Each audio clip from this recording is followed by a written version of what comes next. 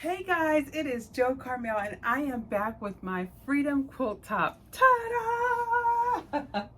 I absolutely love how it turned out. I am celebrating Freedom Day, Juneteenth, June 19th. And what that is, if you don't know, in 1863, January 1st, 1863, the Emancipation Proclamation was supposed to free all of the slaves in the United States. Well, there were still some Confederate states and territories, especially in the southwestern United States. So come June 19th, 1865, that is when all the slaves in the U.S. were freed. And that's why we celebrate Freedom Day. Just a little history there for you. So as I was researching Black History Month in February, I came across this quilt top. And I was like, ooh, I gotta make it. And I'm just gonna show it to you, okay? I was researching Black African-American quilters. And Jessie Telfair, she made this quilt that currently hangs in the National Museum of African-American History and Culture. And she made it in response to being fired because she went to vote. She created it in 1975 with, I would say, with some encouragement from the students of Nonviolence. They encouraged her to make this quilt top.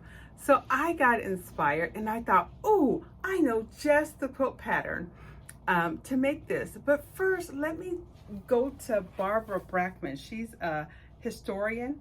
And she has a blog, she created a blog last year all about this Freedom quilt top. And she also included in here possible ways to make it, a possible pattern.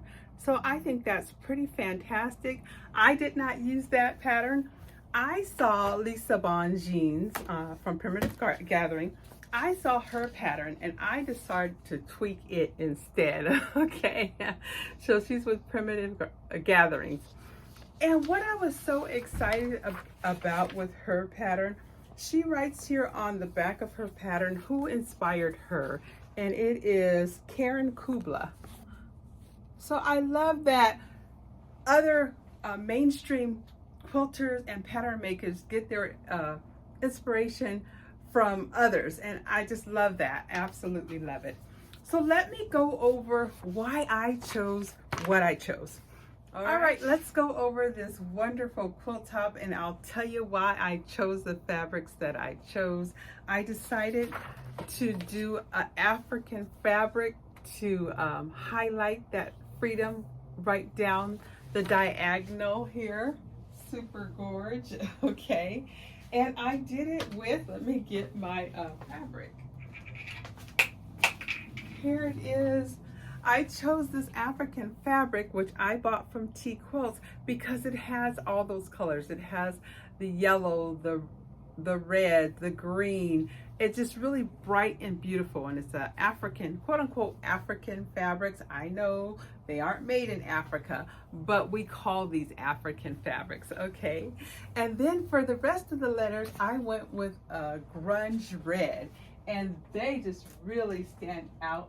And it stands for all the blood that was lost, not just African Americans, but our white counterparts and anyone else that fought with us in that struggle, okay? And then the black is for the Black community and how resilient we are and how we have overcome, and hopefully we won't forget all that those sacrificed for us today. So that's why I chose these specific fabric. The quilt top is very big. It turns out 76 by 90, so it is really big.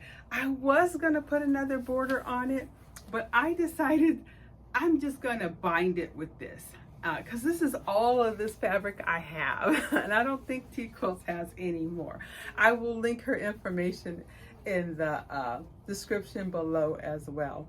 But that's it. That's my inspiration, and Thank you guys for watching. I appreciate you. If you would, please like, comment, and subscribe. Let me know, how are you spending your Freedom Day? I am going to spend the whole day in my sewing room. I am off from work, and I am actually getting paid to be off from work. So I'm super excited about that too. And I am just going to spend the day sewing. And that's what I love to do, and that's what I'm going to do. You guys have a wonderful Juneteenth. Bye.